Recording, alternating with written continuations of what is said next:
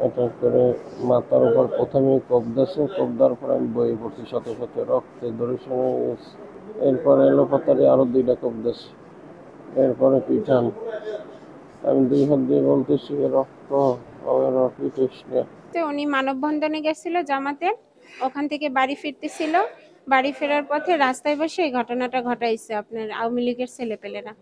আমরা কেউ সাথে ছিলাম না, উনি একাই ছিল।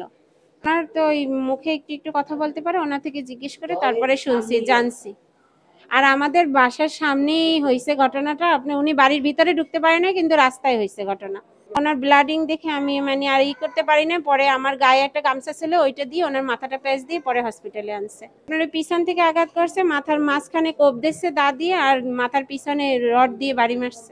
আমি হামলার বিষয় দেখছি আমাদের সামনে পিরিজপুরে কি নাকি একটা প্রোগ্রাম ছিল আজকে প্রোগ্রাম শেষ করে আর দোকানে আইয়ে শুধু 2 ফানা কলা কিনছে।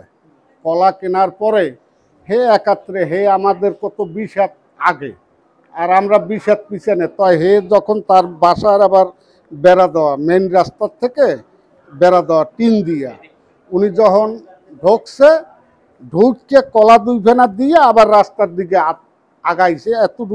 এতটুকু 2টা একটা টর্চ লাইট হাতে, এর ভিতরে দিয়ে ফেলাই দিয়েছে। আমরা এর ওভারটেক করে 20 হাত সামনে যাইতে পারি না।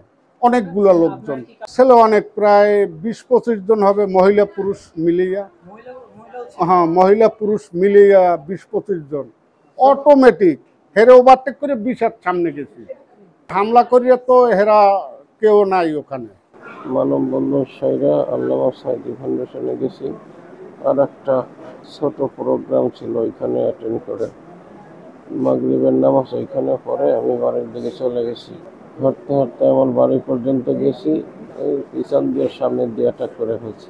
অ্যাটাক করে মাথার উপর প্রথমেই কোপ দিয়েছে, কোপ দেওয়ার পর আমি বয়ে পড়ছি, সাথে সাথে রক্তে দর্শন হয়ে গেছে। এরপরে এলোপাতাড়ি আরো 2টা কোপ দিয়েছে, এরপরে পিঠান।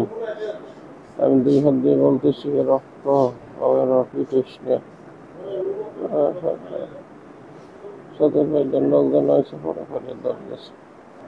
আমাদের জ্ঞাতি গোষ্ঠী দ্বারা আবুল শেখ, সাইদুল শেখ, সাইদুলের ছেলে 2 জন, রিয়াজ শেখ, আসলাম শেখ, আবুলের ছেলে রহিম শেখ।